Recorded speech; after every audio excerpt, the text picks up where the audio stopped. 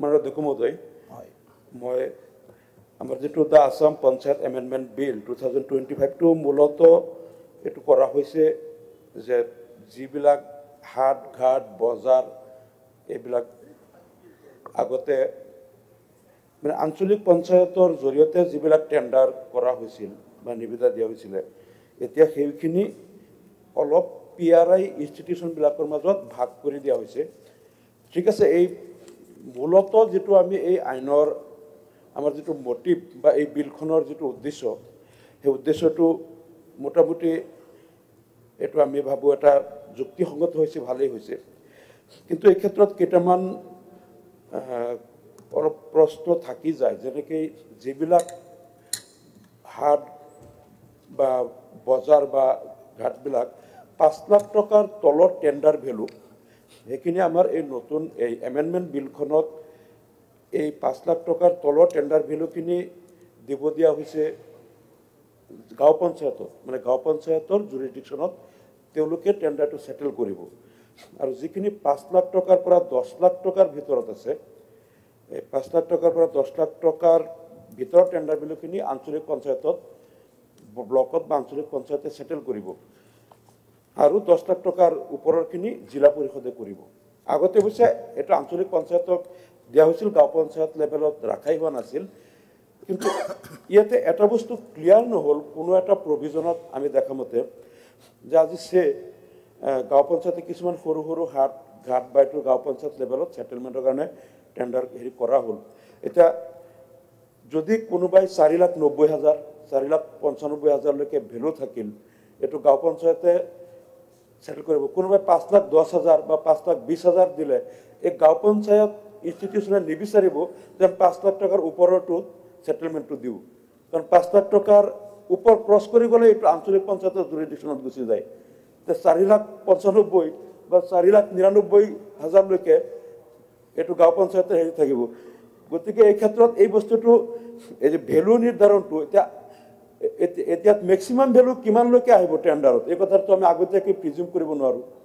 হয়তো আমি এটা গভৰ্নমেন্ট ৰেটত এটা দিয়ে যে আমাৰ এটো গভৰ্নমেন্ট ৰেট ইমান টকাৰ আমাৰ হেৰি হ'ব বন্দোবস্তি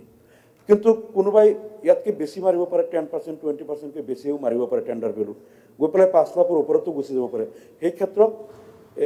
এই বস্তুটো অলপ এটা দফা সংযোজন কৰি আমি ভাবো আৰু অলপ স্পষ্ট কৰি দিলে এটোলৈ কনফিউজন হ'ব পিছলৈ তাৰ পিছত যিখিনি আঞ্চলিক পঞ্চায়তে কৰিব আঞ্চলিক পঞ্চায়তৰ হাট ঘাট আৰু হেৰিবিলাক যে 5 লাখৰ পৰা 10 লাখ টকাৰ ভিতৰৰ যিখিনি টেন্ডাৰ ভ্যালু সেইখিনি আঞ্চলিক পঞ্চায়তে সেটেল কৰিব আৰু আঞ্চলিক পঞ্চায়তৰ আগৰ পৰাও আগতে এটো সিস্টেম আছিল যে ফ্ৰম এমং দা মেম্বাৰ্স অফ আঞ্চলিক পঞ্চায়ত তেওঁলোকে টেন্ডাৰৰ কাৰণে এটো কি কমিটি এটা কমিটি বনাই লৈ তেওঁলোকে ইয়াৰলি বছৰে বছৰে সেই কমিটিয়ে তেওঁলোকে চাইমেলি এই টেন্ডাৰখিনি সেটেলমেন্ট দিয়ে এনেকৈ জিলা পৰিষদত থাকে এতিয়া সম্ভৱতঃ গাঁও পঞ্চায়তত আগত নাছিল গাঁও পঞ্চায়তৰ যিসকল মেম্বাৰ থাকিব সেই মেম্বাৰ সকলৰ মাজৰ পৰা হয়তো টেন্ডাৰ সেটেলমেন্ট কমিটি এটা হয়তো গাঁও পঞ্চায়তত কৰিব লাগিব যেটো হয়তো আগতে কিন্তু আমি দেখিছিলো যেটো পঞ্চায়ত এক্ট আমাৰ যেটো পাস হল এমেন্ডমেন্ট এক্ট তাত কিন্তু এই গাঁও পঞ্চায়তত যে মেম্বাৰ সকলৰ মাজৰ পৰা সেটেলমেন্ট কমিটি হ'ব সেই কথাটো তাত নাছিল এতিয়া এই কথাটো হয়তো ইয়াত আমি সংযোজন কৰি ল'ব লাগিব এপিত আগতে আছিল জিলা পৰিষদত আছিল আঞ্চলিক পঞ্চায়তত আছিল কিন্তু গাঁও পঞ্চায়তত এই সেটেলমেন্ট কমিটিৰ সিস্টেমটো নাছিল গতিকে এটো হয়তো আমাৰ এক্টত সংযোজন কৰিব লাগিব যে গাঁও পঞ্চায়তটো from among the member settlement কমিটিটো হ'ব তাৰ পিছত আমাৰ ইয়াত কিন্তু এটা বস্তুৰ কাৰণে ভাল হৈছে যে ইয়াত গুটেকিটা এমেন্ডমেন্টত যেটো ডিস্ট্ৰিবিউশন অফ ফান্ড যিখিনি এমাউন্ট কালেক্ট হ'ব তাত এই বস্তুটোৰ কাৰণে ভাল হ'ল যেটোলে টনা আজৰা নহব যে যদি আঞ্চলিক পঞ্চায়ততো যেটো কালেকশন হ'ব হাট ঘাট বন্দোবস্তিৰ জৰিয়তে তাৰ পৰা 20% জিলা পৰিষদত দিব 40% আঞ্চলিক পঞ্চায়তত ৰাখিব আৰু 40% টকাটো গাঁও পঞ্চায়ত সমূহত ডিস্ট্ৰিবিউট কৰিব ইয়াত গুটেকিটা বজাৰৰ ক্ষেত্ৰতো আছে হাটৰ ক্ষেত্ৰতো ঘাটৰ ক্ষেত্ৰতো আছে গুটেকিটাতে আমি দেখিছো গতিকে এই ক্ষেত্ৰত এটা টনা আজৰা হ'ব নালাগে যেহেতু গাঁও পঞ্চায়তেও যেটো পইচা পায় তেওঁলোকে 40 ৰাখিব 40% আঞ্চলিক পঞ্চায়তক দিব 20% জিলা পৰিষদক দিব জিলা পৰিষদে পোৱা কিনেও তেওঁলোকে 20 ৰাখিলে 40% এপিক আৰু 40% দিলে তেনেহলে এটোলৈ টনা আজৰা হ'ব নালাগে সেই কাৰণে আমি ভাবোঁ যে ইয়াত যদি এই সৰু এমেণ্ডমেণ্ট দুটামান ইনক্লুড কৰি লোৱা যায় যে এই গাঁও পঞ্চায়ততো এটা ছেটেলমেণ্ট কমিটি হ'ব লাগে ফ্ৰম এমাং দি মেম্বাৰ, যিটো আমাৰ মেইন এক্টত নাছিল সেইটো ইয়াত সোমাই ল'ব লাগে। আৰু যিটো কনফিউজন হয়, কনফিউজনখিনি ইয়াত যেনেকৈ ছেকশ্যন 105ৰ এমেণ্ডমেণ্টত যিটো আছে যে এই ছেকশ্যন 105ৰ এমেণ্ডমেণ্টতো এই ৰেচিঅ'টো এনেকেই আছে 20-40-40, কিন্তু ছেকশ্যন 105/7 তাতো ঘাটৰ কথাটো আছে। আৰু এই তাতো 5 লাখ আৰু 5 লাখৰ পৰা 10 লাখখিনি আঞ্চলিক পঞ্চায়ত আৰু পিছত ওপৰৰখিনি এইখিনি আছে। কিন্তু যিখিনি 106ত যিখিনি আছে যে কিছুমান আছে ঘাট, যে এই ঘাটটো দুটা পঞ্চায়তত পৰে, মানে বা ইয়াত যিটো নদী বা য'ত ঘাটটো হয় ইয়াত দুইখন পঞ্চায়তৰ। এতিয়া কোনে এইটো টেণ্ডাৰটো কৰিব? 5 লাখ টকাৰ তলৰ ভেলু এইটো দিয়া হৈছে যে আঞ্চলিক পঞ্চায়তে কৰিব যদি দুখন পঞ্চায়তৰ মাজত হয়। ঠিক সেইদৰে কোনোবা এটা বজাৰ বা অনুষ্ঠান যদি দুখন আঞ্চলিক পঞ্চায়তৰ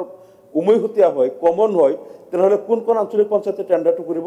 এইটো কোৱা হৈছে যে এইটো জিলা পৰিষদে কৰিব। আৰু যিখিনি ঘাট বা অনুষ্ঠান দুখন জিলাৰ উমৈহতীয়া হয়, দুখন জিলাৰ, এইটো কোৱা হৈছে যে দুখন জিলাই মানে এইটো অল্টাৰনেটিভলি এইবাৰ এইখন জিলাই টেণ্ডাৰ কৰিলে, পিছৰবাৰ বেলেগ জিলাই টেণ্ডাৰ কৰিলে। মই ভাবোঁ এই কথাটোত বাকী দুটা ঠিকেই আছিলে, AP আৰু GPৰ ক্ষেত্ৰত। এই দুটা জিলাই অল্টাৰনেটিভলি কৰাতকৈ মানে এইটো হয়তো কোনোবা এটা বছৰ তেওঁলোকে কৰিলে, নেক্সট ইয়াৰ তেওঁলোকে কৰোঁতে আগৰবাৰ যোনে পালে তেওঁলোকে খালী কৰি নিদিলে বা কিবা হ'ল, তাৰ কাৰণে ক'ব পইচা বাকী আছিল, সেই ডিষ্ট্ৰিক্টে ক'ব আমি পোৱা নাই। তেওঁলোকে এইটো মই ভাবোঁ এটা কমন যদি কিবা দুটা জিলা পৰিষদৰ CO বা তেওঁলোকক লৈ কমন এটা কমিটি কৰি দিব পাৰিলে এইটো সংশোধন কৰিলে ভাল, দুখন জিলাই অল্টাৰনেটিভলি কৰাতকৈ। এইটো মোৰ ফালৰ পৰা পৰামৰ্শ থাকিল। আৰু তাৰ লগে লগে আমি অন্যান্য বাকী কথাবিলাকৰ আমি দেখিছোঁ মটোখিনি ঠিক আছে আৰু ডিষ্ট্ৰিবিউশ্যনটো এইটো ঠিক আছে। এইখিনি এই গোটেইখিনি সেইখিনিকে আমি আদৰণি জনাইছোঁ। আৰু তাৰ লগে লগে আমি এটা কথা ইয়াত সংযোজন কৰিব বিচাৰিছোঁ যে এই যিখিনি বন্দোবস্তি কৰাৰ কাৰণে কিছুমান দৈনিক বজাৰ আছে বা নতুনকৈ গঢ় লৈ উঠা, সেইবিলাক কিন্তু আমি দেখিছোঁ GP বা আঞ্চলিক পঞ্চায়তৰ অধীনত অহা নাই, হয়তো 2-4 বছৰ হৈ গ'ল। গতিকে গভৰ্ণমেণ্টে অতি সোনকালে জৰীপ চলায় যাতে সেই দৈনিক বজাৰখিনিও বা সেইখিনিও যাতে অন্ততঃ গাঁও পঞ্চায়তৰ অধীনত সোমাই দিব পৰা যায়।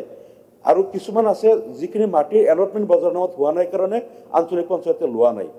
কিন্তু আমি ভাবোঁ যদি মাটিৰ এলটমেণ্টটো যদি পঞ্চায়তে আকৌ ৰেভিনিউ ডিপাৰ্টমেণ্টত যদি কয় যে এই দৈনিক বজাৰখন আপোনালোকে মাটিৰ এলটমেণ্টটো দিয়ক, তেনেহ'লে আমি ইয়াৰ ৰেভিনিউটো ল'ব পাৰিম, আমাৰ কাৰণে ভাল। এইটো ৰেভিনিউ ডিপাৰ্টমেণ্টে সোনকালে কৰি দিয়ে, যিটো পঞ্চায়তে বিচাৰিছে। বহুত পঞ্চায়তে বা APয়ে বিচৰা নাই কাৰণে সেইখিনি হোৱা নাই। মই ভাবোঁ এই কথাটোত যাতে চৰকাৰে গুৰুত্ব দিয়ে, সেইখিনি যাতে ইনক্লুড কৰি লয় আৰু তাৰ ৰেভিনিউটো যাতে পঞ্চায়তত আহে, যিবিলাক দৈনিক বজাৰবিলাক আছে গোটেইখিনি ইনক্লুড হ'ব লাগে। এইখিনি কৈ মই মোৰ বক্তব্য সামৰিছোঁ। ধন্যবাদ।